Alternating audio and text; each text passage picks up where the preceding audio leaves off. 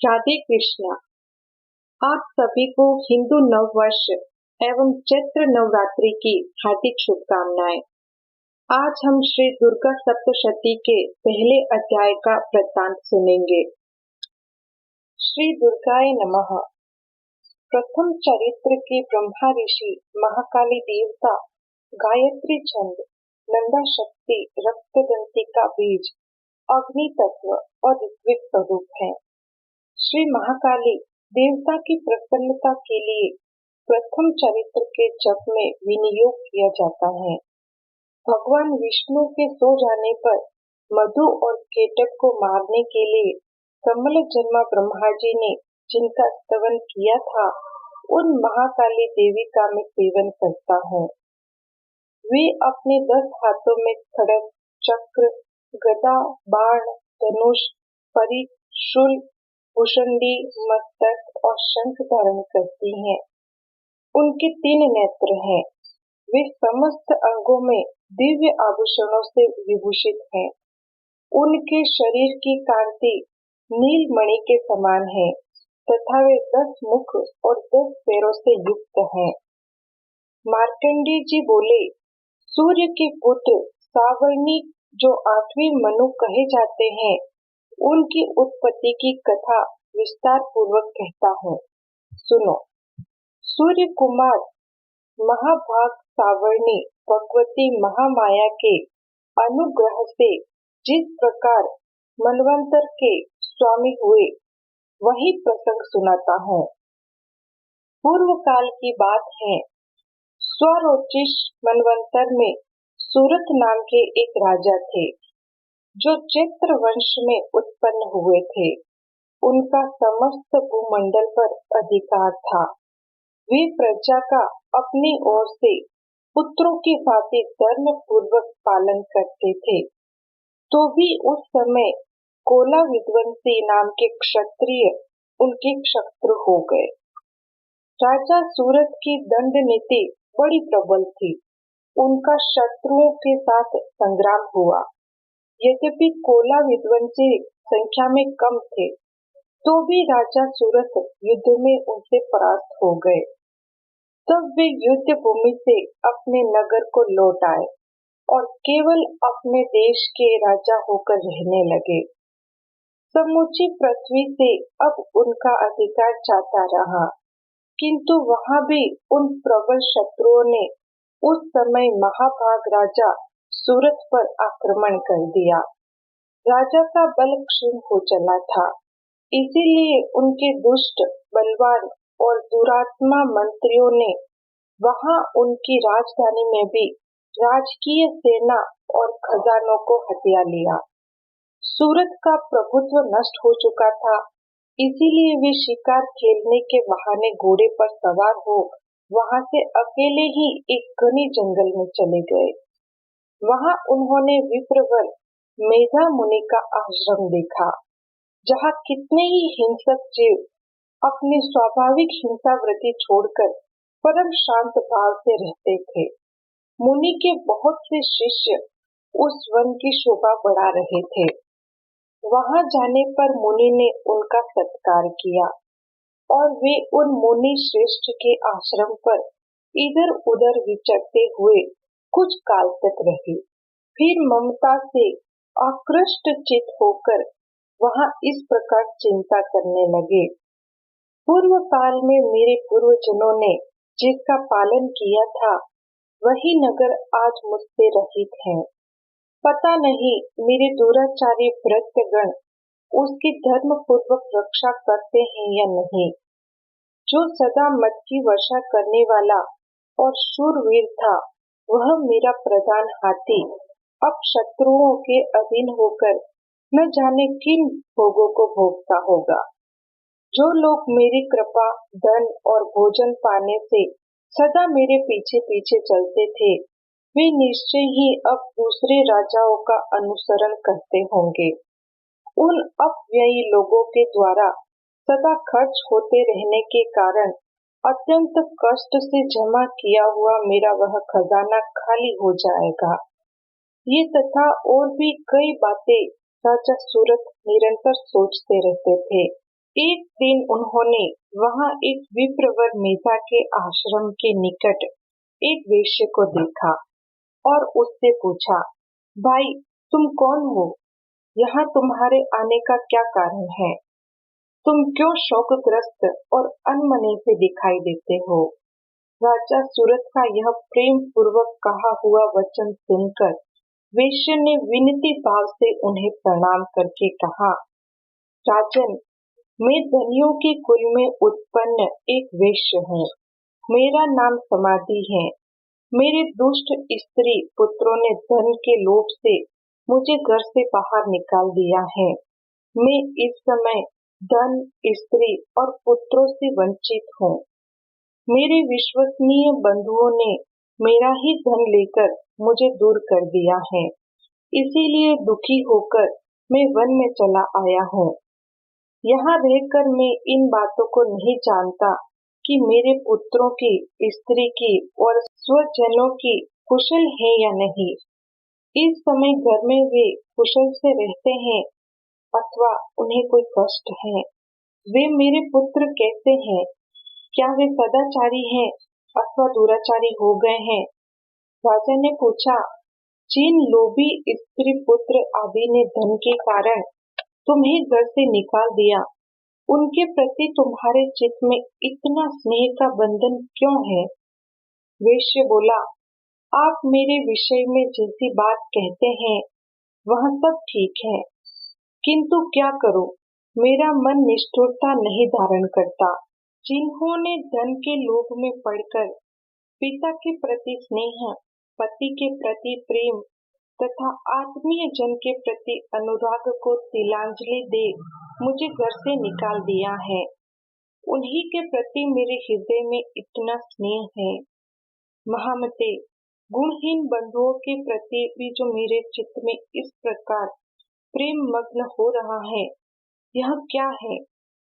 इस बात को मैं जानकर भी नहीं जान पाता। उनके लिए मैं लंबी सांसें ले रहा हूँ और मेरा हृदय अत्यंत दुखित हो रहा है। उन लोगों में प्रेम का सर्वथा अभाव है, तो भी उनके प्रति जो मेरा मन निष्ठुर नहीं हो पाता, इसके लिए क्या करूं?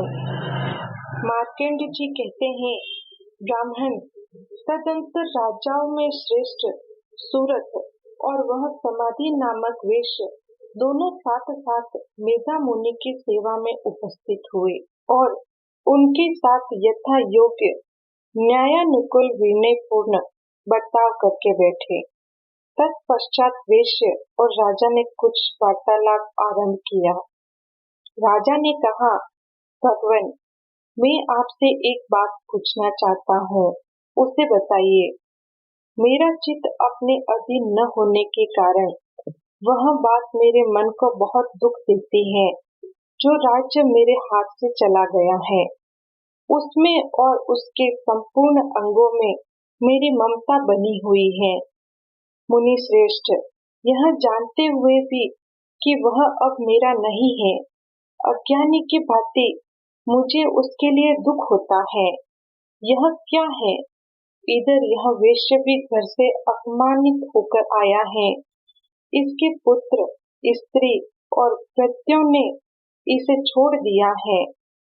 स्वजनों ने भी इसका परित्याग कर दिया है, तो भी यह उनके प्रति अत्यंत हार्दिक स्नेह रखता है। इस प्रकार यह तथा मैं दोनों ही बहुत दुखी हैं, जिसमें प्रत्यक्ष दोष देखा गया है। उस विषय के लिए भी हमारे मन में ममता जनित आकर्षण पैदा हो रहा है। महाभाग, हम दोनों समझदार हैं, तो भी हम में जो मोह पैदा हुआ है, यह क्या है? विवेक शून्य पुरुष की बातें मुझमें और इसमें भी यह मूढ़ता प्रत्यक्ष दिखाई देती है। ऋषि बोले, महाभाग, विषय मार्ग का ज्ञान सब जीवों को है। इसी प्रकार विषय भी सबके लिए अलग अलग हैं। कुछ प्राणी दिन में नहीं देखते और दूसरे रात में ही नहीं देखते, तथा कुछ जीव ऐसे हैं जो दिन और रात्रि में भी बराबर ही देखते हैं। यह ठीक है कि मनुष्य समझदार होते हैं, किंतु केवल वे ही ऐसे नहीं होते। पशु, पक्षी और मृग आदि सभी प्राणी समझदार होते हैं। मनुष्यों की समझ भी वैसी ही होती है जैसी उन मृग और पक्षियों की होती है, तथा जैसी मनुष्यों की होती है वैसी ही उन मृग, पक्षी आदि की होती है। यह तथा अन्य बातें भी प्राय दोनों में समान ही है।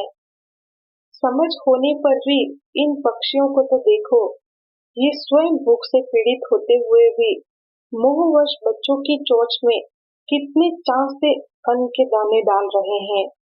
नरश्रेष्ठ, क्या तुम नहीं देखते कि ये मनुष्य समझदार होते हुए भी लोभवश अपने किए हुए उपकार का बदला पाने के लिए पुत्रों की अभिलाषा करते हैं। यद्यपि उन सब में समझ की कमी नहीं है, तथापि वे संसार की स्थिति, जन्म मरण की परंपरा बनाए रखने वाले भगवती महामाया के प्रभाव द्वारा ममतामय भंवर से युक्त मोह के गहरे गर्भ में गिराए गए हैं। इसीलिए इसमें आश्चर्य नहीं करना चाहिए।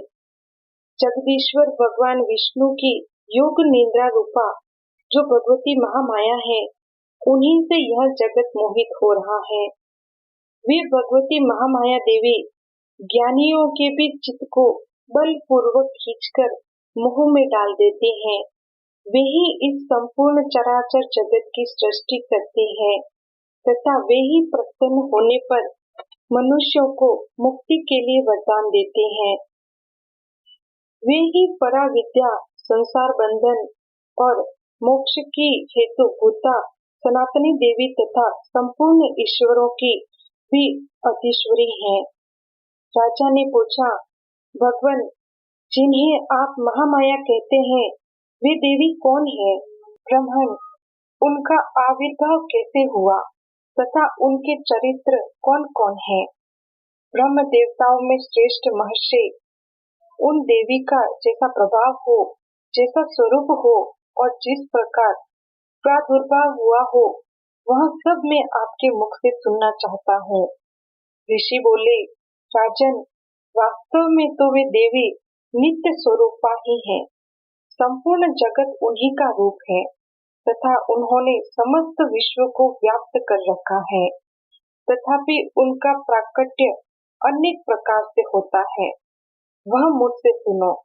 यद्यपि वे नित्य और अजन्मा है, तथापि जब देवताओं का कार्य सिद्ध करने के लिए प्रकट होती है, उस समय लोक में उत्पन्न हुई कहलाती है। कल्प के अंत में जब संपूर्ण जगत एकांव में निमग्न हो रहा था और सबके प्रभु भगवान विष्णु शेषनाग की शैया बिछाकर योग निद्रा का आश्रय ले सो रहे थे, उस समय उनके कान के मेल से दो भयंकर असुर उत्पन्न हुए, जो मधु और केटक के नाम से विख्यात थे। वे दोनों ब्रह्मा जी का वध करने को तैयार हो गए। भगवान विष्णु के नाभिक में विराजमान प्रजापति ब्रह्मा जी ने जब उन दोनों को भयानक असुरों को अपने पास आया और भगवान को सोया हुआ देखा, तब एकाग्र चित्त होकर उन्होंने भगवान विष्णु को जगाने के लिए उनके नेत्रों में निवास करने वाली योग निद्रा का स्तवन आरंभ किया, जो इस विश्व की अधीश्वरी, जगत को धारण करने वाली, संसार पालन और संहार करने वाली तथा तेज स्वरूप भगवान विष्णु की अनुपम शक्ति है। उन्हीं भगवती निद्रा देवी की भगवान ब्रह्मा स्तुति करने लगे।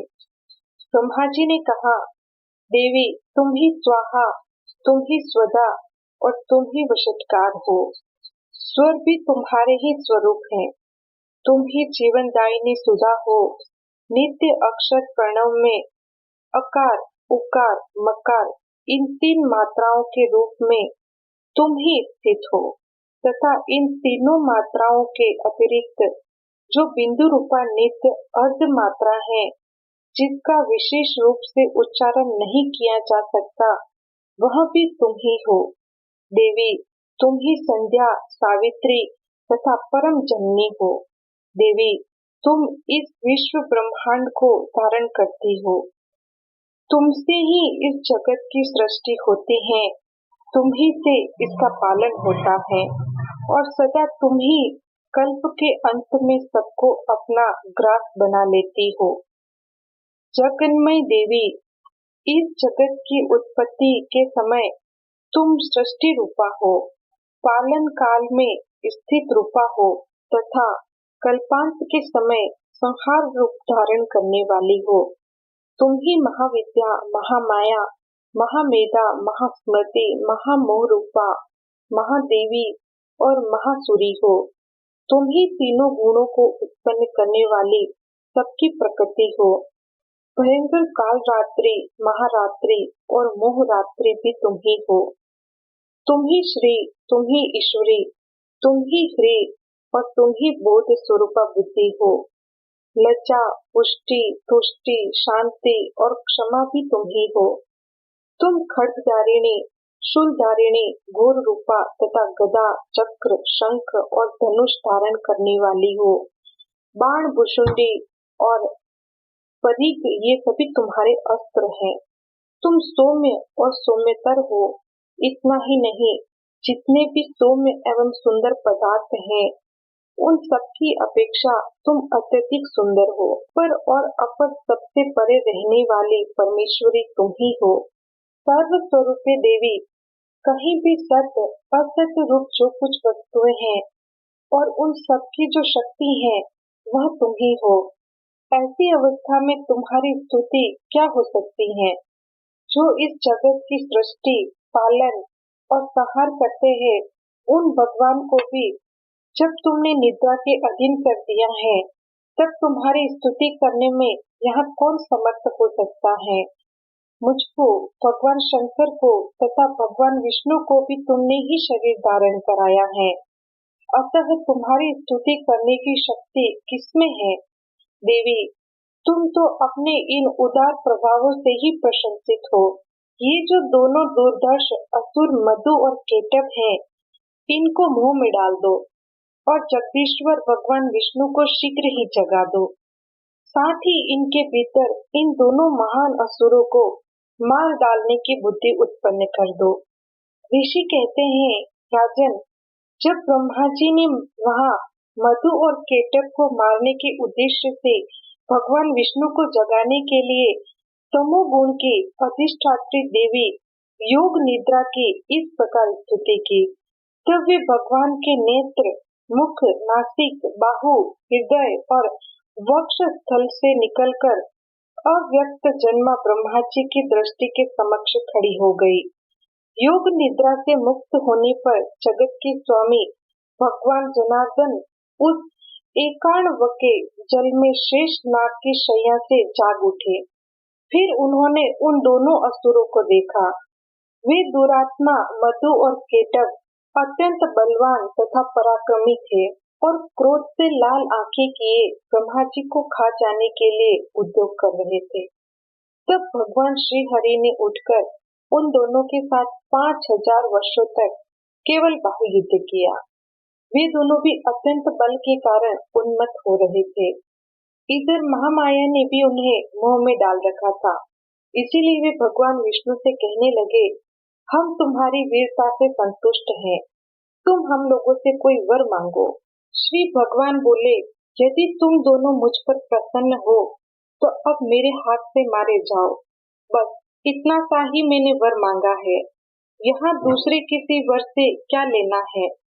ऋषि कहते हैं, इस प्रकार धोखे में आ जाने पर जब उन्होंने संपूर्ण जगत में जल ही जल देखा, तब कमल नयन भगवान से कहा, जहाँ पृथ्वी जल में डूबी हुई न हो, जहाँ सूखा स्थान हो, वही हमारा वध करो। ऋषि कहते हैं, तब तथास्तु कहकर शंख, चक्र और गदा धारण करने वाले भगवान ने उन दोनों के मस्तक अपनी जांघ पर रखकर चक्र से काट डाले। इस प्रकार ये देवी महामाया ब्रह्मा जी की स्तुति करने पर स्वयं प्रकट हुई थी। अब पुनः तुमसे उनके प्रभाव का वर्णन करता हूँ, सुनो। इस प्रकार श्री मार्कंडेय पुराण में सावर्णिक मनवंतर की कथा के अंतर्गत देवी महात्म्य में मधुकेटव वध नामक पहला अध्याय पूरा हुआ।